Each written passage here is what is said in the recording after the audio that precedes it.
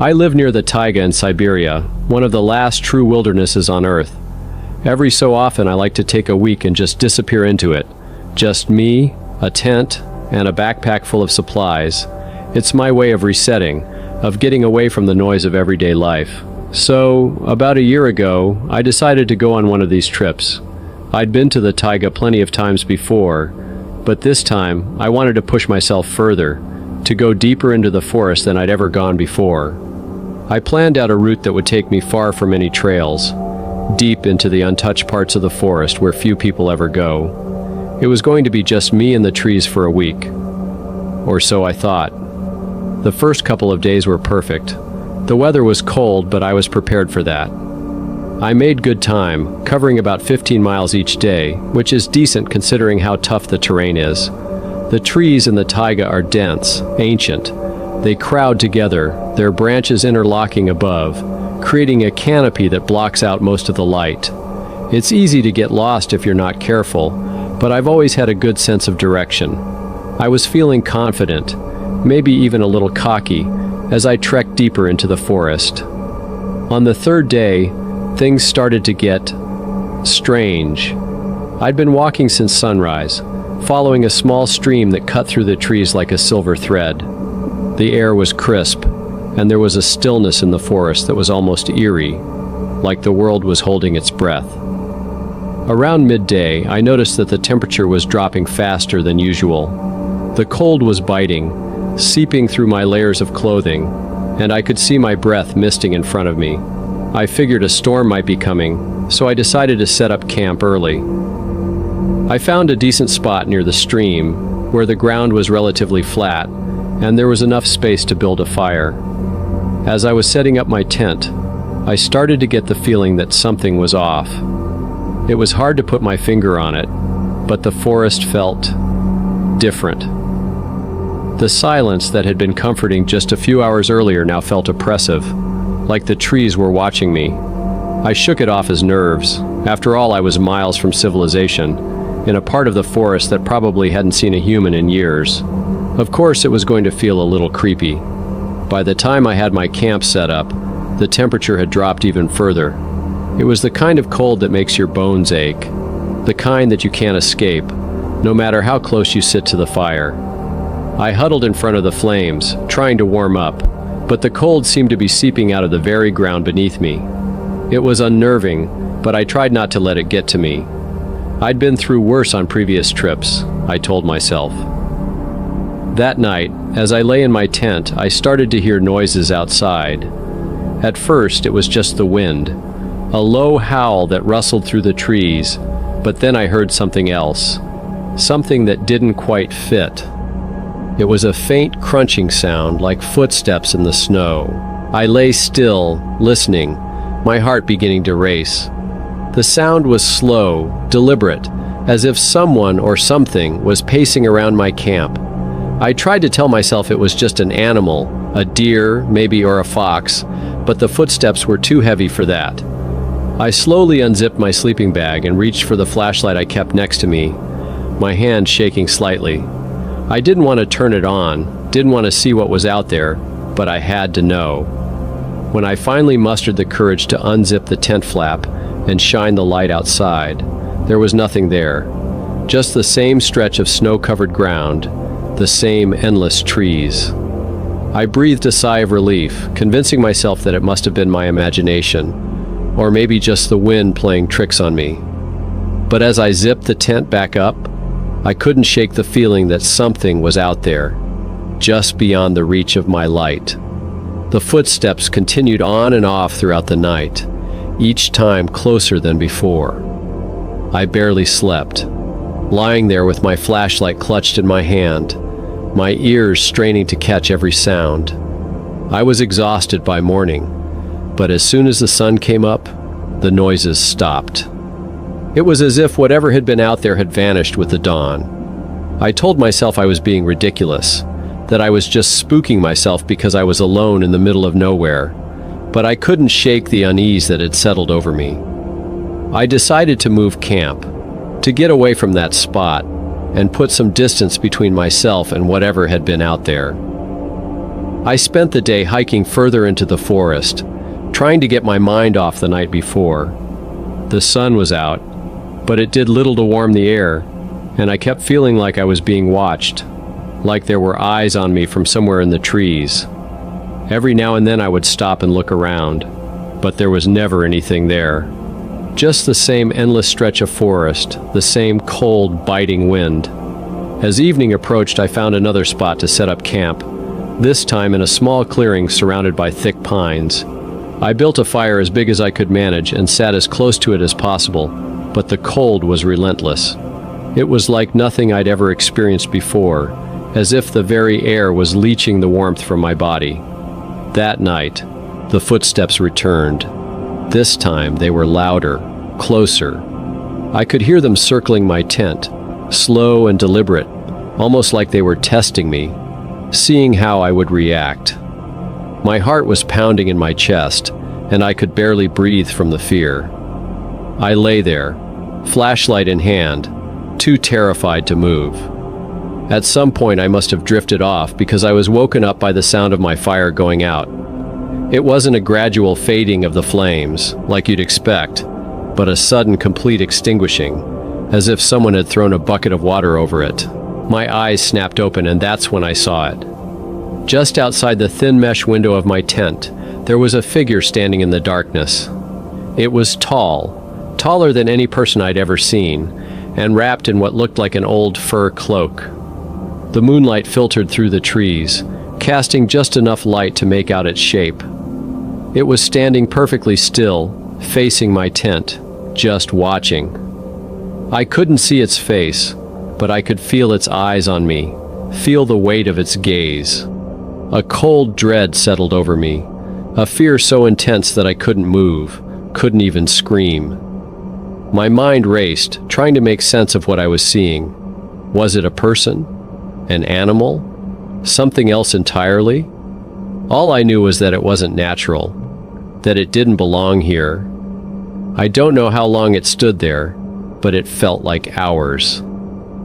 I lay frozen in my sleeping bag, my heart hammering in my chest, my breath coming in shallow, panicked gasps.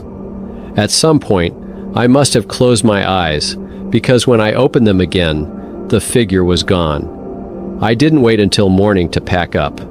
As soon as the first light of dawn broke through the trees, I was up and moving, my tent stuffed hastily into my backpack, my mind set on getting out of the forest as fast as possible. I didn't care where I was going, as long as it was away from that place, away from whatever had been watching me. The hike back to civilization was a blur. I barely stopped to rest, pushing myself harder than I'd ever pushed before. The feeling of being watched never left me, but I never saw the figure again. By the time I finally stumbled out of the forest and back to the safety of my home, I was exhausted, both physically and mentally. I haven't gone back to that part of the taiga since. In fact, I haven't been on a solo hike at all since that trip. I've told myself it was just my imagination, that I was spooked because I was alone in the wilderness, but deep down, I know that's not true. I know what I saw, and I know that it wasn't human. The taiga is a beautiful, wild place, but it's also a place of mystery and danger. There are things out there that we don't understand, things that don't belong in our world. And sometimes, those things watch us, waiting, biding their time, and I never want to be out there when they decide to act. I was about 2 years into my stint in the taiga. For those who don't know, the taiga is this vast forest that stretches across Siberia. It's beautiful, sure, but it's also brutal. The winters are long and cold, and the forest is so dense that once you're in it, it's easy to feel like you're the only person in the world. I was stationed at this tiny outpost, about 50 kilometers from the nearest village. My job was to monitor the wildlife and make sure the hunters weren't taking more than their share. It was a lonely gig, but I liked it. I liked the solitude, the quiet. It gave me a lot of time to think. One evening, just as the sun was beginning to set, I got a call on my radio. A hunter had gone missing. Now, this wasn't entirely uncommon. The forest can be disorienting, especially for people who aren't familiar with it. But this guy wasn't a newbie. He was a seasoned hunter, a local who had been hunting in these woods his whole life. That raised some red flags for me.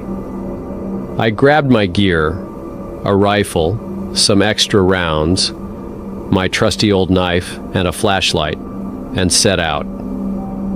The temperature had dropped significantly, and there was a light snow falling, which didn't help with visibility. I followed the hunter's last known coordinates, but as I got deeper into the woods, I couldn't shake the feeling that something was off. The forest was too quiet, not a single sound.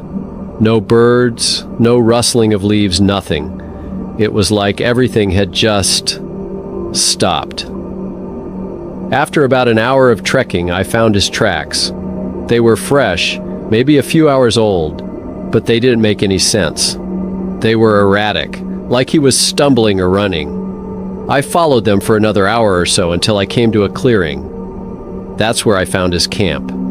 His gear was scattered all over the place, and there were signs of a struggle. His rifle was there too, which was strange because no hunter would ever abandon their weapon.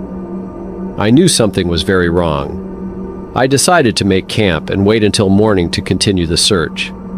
As I was setting up my tent, I noticed something out of the corner of my eye, a dark shape moving through the trees.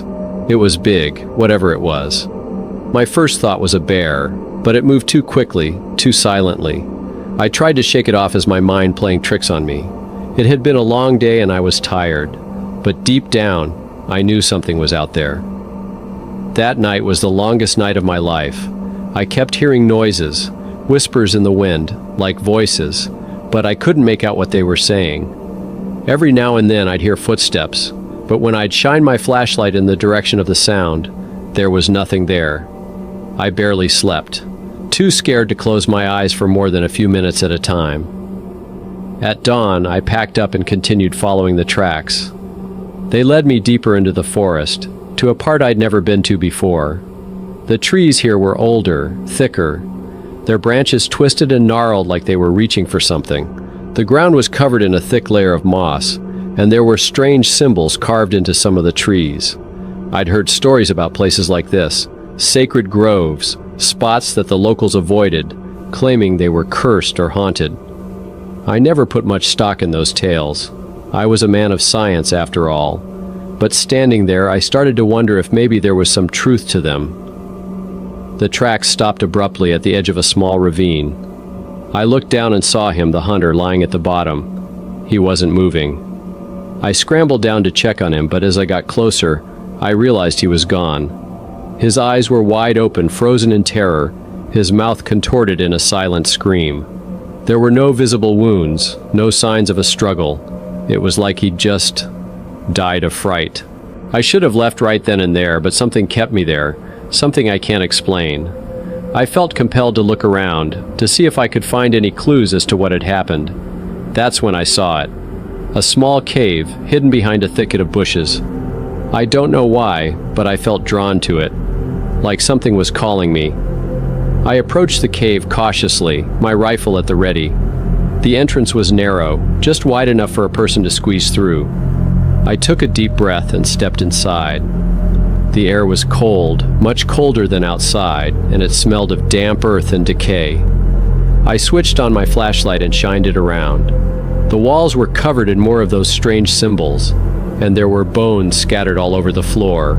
Animal bones mostly, but some looked disturbingly human. At the back of the cave, I saw something that made my blood run cold. A large stone altar, and on it, the remains of some kind of ritual.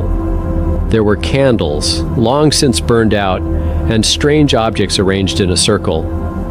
In the center was a small wooden figure, carved to look like some kind of creature. It had the body of a man, but the head of a wolf, its mouth open in a snarl. I don't know how long I stood there staring at that altar, but it felt like an eternity. I could feel something watching me, something ancient and malevolent. I knew I had to get out of there. I turned to leave, but as I did, I heard a voice. It was faint, barely more than a whisper, but I could understand it. It said, "Leave this place. You are not welcome here." I didn't need to be told twice. I bolted out of the cave and didn't stop running until I was back at the clearing. I grabbed my gear and hightailed it out of there, not stopping until I was back at the outpost. I radioed in the hunter's death, but I didn't tell them what I'd found. I didn't think they believed me, and frankly, I didn't want to relive it. I left the taiga not long after that.